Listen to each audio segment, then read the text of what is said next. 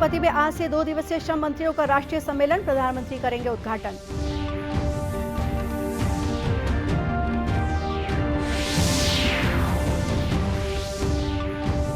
प्रदेश BJP अध्यक्ष ने कहा, कांग्रेस ने नहीं निभाए अपने चुनावी वायदे।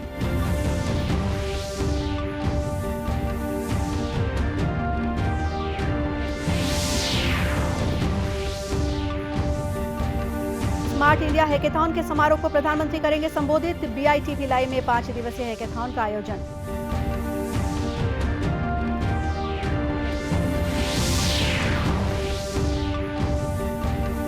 और रावघाट रेल परियोजना से अब लौह अयस्क परिवहन भी हुआ शुरू।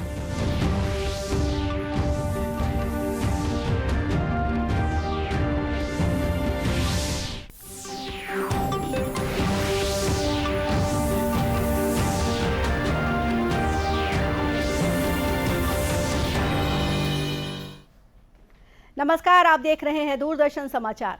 मैं हूं गोपा सान्याल और अब समाचार विस्तार से।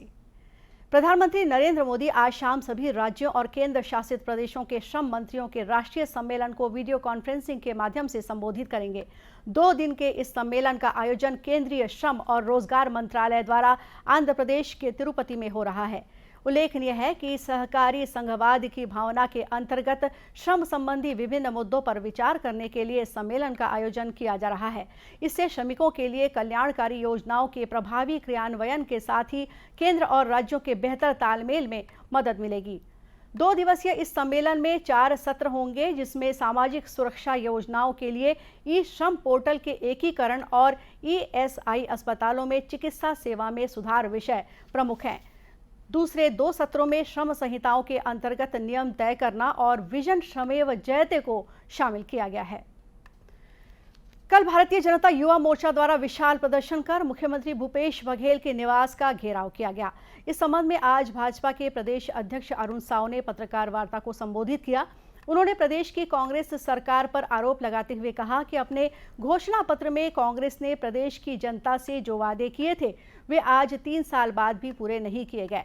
उन्होंने कहा कि कांग्रेस अपने घोषणा पत्र पर अमल नहीं कर रही है। सरकार युवाओं की मांग पूरा करे, अपने जन घोषणा पत्र का वादा पूरा करे, 10 लाख लोगों को बेरोजगारी भत्ता दे, 2500 रुपया महीना, 12,000 करोड़ रुपये।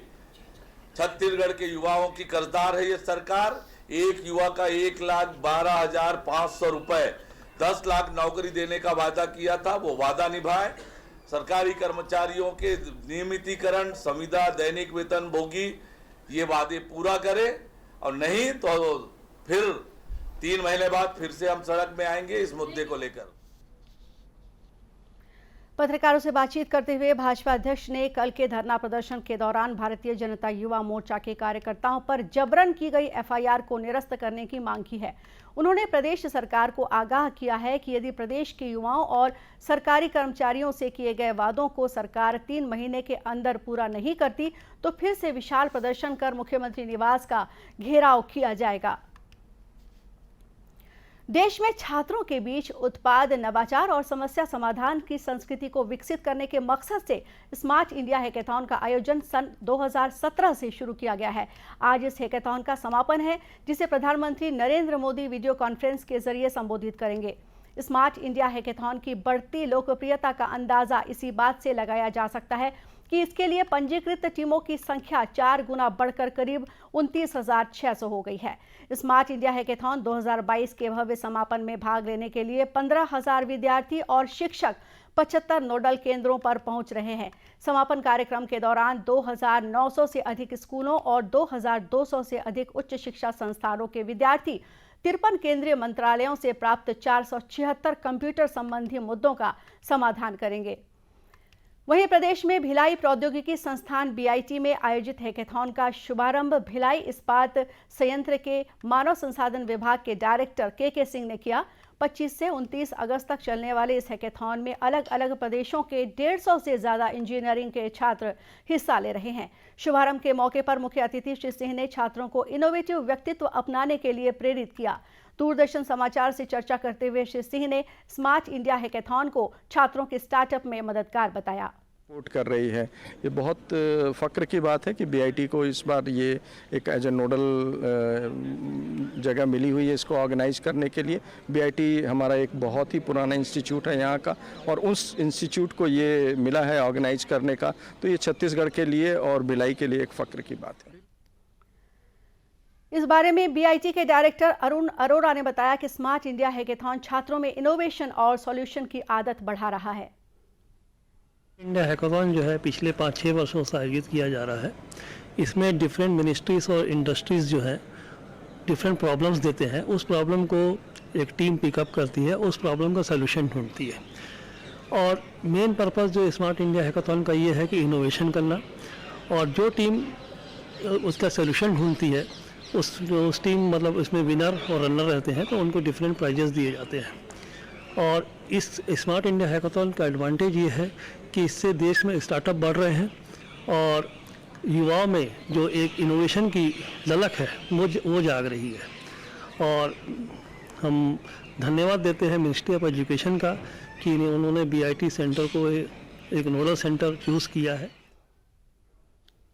हैकेथॉन में शामिल छात्रों ने बताया कि स्मार्ट इंडिया हैकेथॉन उनके प्रोजेक्ट में मददगार साबित होने के साथ ही उन्हें कई नई चीजें सीखने को मिल रही है। उद्घाटन सत्र में उपस्थित बीएसएनएल रायपुर के मुख्य महाप्रबंधक जीपी सिंह ने भी छात्रों को नवाचार के लिए प्रेरित किया। बीआईटी में आयोजित हैकेथॉन के संबंध में ज्यादा जानकारी के लिए आइए बातचीत करते हैं इस कार्यक्रम के नोडल अधिकारी पवन कुमार पटनायक से। Hello hello. हाँ मैडम, नमस्कार। सर नमस्कार, दूरदर्शन समाचार में आपका स्वागत है सर। धन्यवाद मैडम। सर हम ये जानना चाहेंगे कि स्मार्ट इंडिया हैकेथॉन ये जो शुरू हुआ है ये एक राष्ट्रीय अभियान है, तो इसका उद्देश्य क्या है और इसमें युवाओं को किस तरह से जोड़ा जा रहा है? मैडम, स्मार्ट इंडिया हैकाथॉन ये शिक्षा नवाचार प्रकोष्ठ द्वारा छात्रों को सरकारी मंत्रालय, विभाग, उद्योग और अन्य संगठन से गंभीर समस्याओं जो प्रॉब्लम स्टेटमेंट दिए जाते हैं उसको हल करने का एक बहुत बड़ा मंच है। और 2017 में ये जो है स्टार्ट हुआ था software India smart India hackathon. 2 version software और हार्डवेयर एडिशन होते हैं। इसमें बच्चों को एग्रीकल्चर फील्ड से, मौसम विभाग से, आपका इसरो से, डिफरेंट मिनिस्ट्री से और आपके इंडस्ट्री से जो प्रॉब्लम्स, रियल प्रॉब्लम होते हैं का स्टेटमेंट दिया जाता है। प्रॉब्लम स्टेटमेंट आता है, स्टूडेंट उसको जो है प्रोटोटाइप बना के लाते हैं और यहाँ जो इवेंट होती है उसमें इम्प्लीमेंट करके जो है प्रोजेक्ट बनाते हैं। प्रोजेक्ट बनाने के बाद ये जो है सोसाइटी में जो है सोसाइटी के लिए जो है फायदेमंद होता है। इसमें जो है सोसाइटी के लिए रियल इम्प्लीमेंटेशन ये जो है होता है इसमें। तो स्मार्ट इंडिया हैकाथॉन का पर्पज ऑब्जेक्टिव यही है कि रियल प्रॉब्लम स्टेटमेंट जो सोसाइटी से मिलते हैं उसको प्रॉब्लम सॉल्व किया जाता है और इसके फायदा स्टार्टअप, एंटरप्रेन्योरशिप इसमें और जॉब के लिए भी स्टूडेंट लोगों के लिए बड़े फायदेमंद होते हैं। बहुत अच्छी जानकारी सर। चूंकि हमारे प्रधानमंत्री नरेंद्र मोदी भी युवाओं के जो एक उनके मन में एक नई सोच विकसित करने की दिशा में निरंतर प्रयासरत हैं, तो सर ये एक राष्ट्रीय अभियान है और इसमें देश भर के युवा जुड़ रहे हैं। अगर छत्तीसगढ़ की बात करें तो कितने युवा इस अभियान से जुड़े हैं और किस प्रकार से वो अपनी सहभागिता निभा रहे हैं? Madam, Bhilai institute of technology Durg को मध्य भारत में पहली बार जो है ये अपॉर्चुनिटी मिला है कि इसमें 2 एडिशन होते हैं, सॉफ्टवेयर और एक hardware edition. Bhilai institute of technology को हार्डवेयर एडिशन के लिए जो है चयन किया गया है। इसके लिए मैं मिनिस्ट्री ऑफ एजुकेशन और all India council of technical education को तहे दिल से धन्यवाद देता हूँ एज ए स्पोक पर्सन और नोडल सेंटर इंचार्ज के तहत। यहाँ देश भर की अलग अलग राज्य से टोटल 23 टीम आई है, 157 पार्टिसिपेंट्स हैं और यहाँ 5 प्रॉब्लम स्टेटमेंट दिया गया है, जिसमें पहला प्रॉब्लम स्टेटमेंट स्मार्ट व्हीकल, दूसरा ट्रेवल एंड टूरिज्म, तीसरा जो है आपका ट्रांसपोर्टेशन का है। इसी तरीके से 5 प्रॉब्लम स्टेटमेंट दिए गए हैं और ये प्रॉब्लम स्टेटमेंट को स्टूडेंट सॉल्व कर रहे हैं। इसमें से जो विजेता होगा उसको वो 1 lakh rupees per problem statement और सेकंड को 75,000, थर्ड को 50,000 रुपीज अवार्ड होगा। बहुत ही अच्छी पहल की गई है सर। और संक्षेप में आपसे ये जानना चाहेंगे कि अगर स्टार्टअप या भविष्य में जो रोजगार की अगर बात करें तो स्टार्टअप की दिशा में ये कितना महत्वपूर्ण साबित हो सकता है सर, संक्षेप में बताएं। मैडम, ये आज की युवा पीढ़ी के लिए नई एजुकेशन पॉलिसी के तहत माननीय प्रधानमंत्री जी और हमारे मिनिस्ट्री ऑफ एजुकेशन जो मेहनत करके इस तरीके से प्रोग्राम करा रहे हैं, ये स्टार्टअप और एंटरप्रेन्योर के लिए ये अमृत जैसा साबित होगा, क्योंकि इससे बच्चे जो है अपना नवाचार के माध्यम से नया इनोवेशन से स्टार्टअप स्टार्ट कर रहे हैं। आप देखेंगे कि लास्ट 5 ईयर में स्टार्टअप और एंटरप्रेन्योर की संख्या बढ़ती जा रही है। बहुत बहुत धन्यवाद सर, बहुत अच्छी जानकारी दिया आपने, बहुत बहुत धन्यवाद।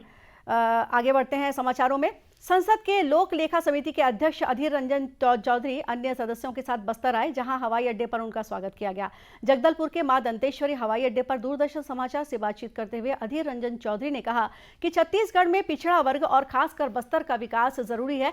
उन्होंने जोर देकर कहा कि विकास के माध्यम से ही बस्तर और छत्तीसगढ़ के दूसरे पिछड़े क्षेत्रों की समस्याओं का समाधान संभव है। इसको और विकास होना चाहिए और तरक्की होना चाहिए। इस तरीके की छोटे मोटे उद्योग लग तो रहे हैं और यहाँ की जो आम नागरिक है, आम नागरिकों को साथ अच्छा संबंध बनाते हुए ये विकास की ये जो काम इसको और आगे ले जाना चाहिए, क्योंकि बस्तर को और छत्तीसगढ़ के पिछड़े वर्ग इलाका को विकास को सामने रखते हुए यहाँ की जो सारे समाधान है, चाहे सामाजिक हो, चाहे राजनीतिक हो, चाहे आर्थिक हो, हर समस्या को समाधान करने की रास्ता ढूंढना पड़ेगा। अपने जगदलपुर दौरे पर समिति के सदस्यों ने कोंटा में बने सीवरेज ट्रीटमेंट प्लांट और लोहंडीगुड़ा में स्वामी आत्मानंद स्कूल का दौरा भी किया। प्रदेश के सभी जिलों में महिलाओं और बच्चियों की सुरक्षा और उनकी शिकायतों पर तुरंत कार्रवाई करने के लिए छत्तीसगढ़ पुलिस द्वारा अभिव्यक्ति ऐप बनाया गया है। छत्तीसगढ़ पुलिस द्वारा अलग अलग जिलों के स्कूलों और कॉलेजों में छात्राओं को इस अभिव्यक्ति ऐप के उपयोग की जानकारी दी जा रही है। इसी कड़ी में जांजगीर चांपा के बलौदा के एक निजी कॉलेज में पुलिस ने छात्राओं को इस ऐप से अवगत कराया। इस दौरान पुलिस ने कॉलेज की छात्राओं को महिलाओं के संबंध में होने वाले अपराध, साइबर क्राइम और ऑनलाइन फ्रॉड के बारे में भी जानकारी दी। बलौदा के थाना प्रभारी गोपाल सतपथी ने इस संबंध में जानकारी देते हुए बताया कि उन्होंने अपनी टीम के साथ बलौदा के इस निजी कॉलेज में पहुंचकर लगभग 150 छात्राओं के मोबाइल फोन पर अभिव्यक्ति ऐप डाउनलोड कराया और उन्हें इसके उपयोग का तरीका सिखाया। उल्लेखनीय है कि लोकेशन के हिसाब से SOS का बटन दबाते ही यूजर के पास तुरंत पुलिस सहायता पहुंचेगी। ऐप के माध्यम से महिलाएं कहीं से भी शिकायत पुलिस के पास दर्ज करा सकेंगी। रावघाट परियोजना के तहत रेल परिचालन अंतागढ़ से शुरू होने से अब यात्रियों को सुविधा के साथ ही कई सालों से माल ढोने में आ रही दिक्कतों का भी अब अंत होता नजर आ रहा है। विशेष रूप से भिलाई इस्पात संयंत्र को लौह अयस्क के परिवहन में हो रही दिक्कतें अब खत्म होंगी। कई तरह के विरोध के चलते रावघाट से लौह अयस्क का खनन और उसका परिवहन काफी समय से प्रभावित रहा है, लेकिन आज रावघाट से 2 ट्रक लौह अयस्क का परिवहन किया गया। इसमें मुख्य रूप से ग्रामीणों की सहमति रही।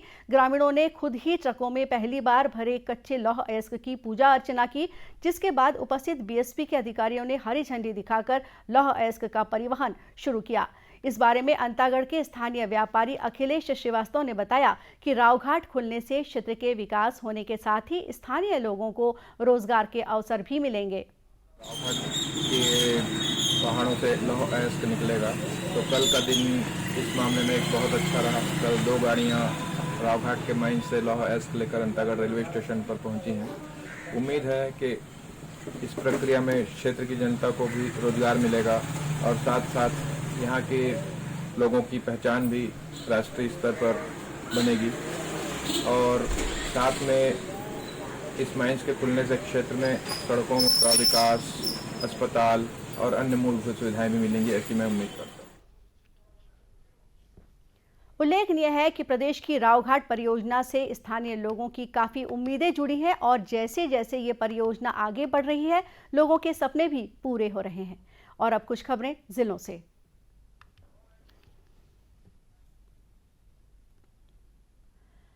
गरियाबंद के जिला पुलिस अधीक्षक जे.आर. ठाकुर ने सभी थाना प्रभारियों की बैठक लेकर उन्हें आईपीसी और सीआरपीसी की धारा 173A क में हुए संशोधन तथा पास्को एक्ट के तहत प्रकरण में 60 दिनों के भीतर चालान पेश करने के निर्देश दिए। उल्लेखनीय है कि इस संबंध में छत्तीसगढ़ के पुलिस महानिदेशक ने महिला संबंधी अपराधों पर तुरंत जांच और 2 माह की समय अवधि में अनुसंधान पूरा किए जाने के निर्देश दिए हैं, जिसके तहत प्रभारियों की बैठक बुलाई गई है। बैठक में बताया गया है कि अनुसंधान समय अवधि में पूरा न करने पर दंडात्मक कार्रवाई की जाएगी।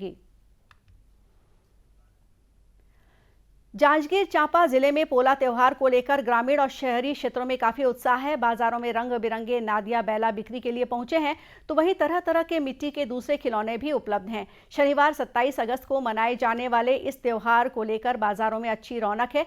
जांजगीर चांपा में पोला त्योहार बहुत ही धूमधाम से मनाया जाता है। इस दिन शहर की गलियों और मोहल्ले में बैलों को सजाकर उनकी दौड़ का आयोजन करते हैं। व्यापारियों को इस साल मिट्टी के बैलों और खिलौनों की बिक्री से अच्छे व्यापार की उम्मीद है।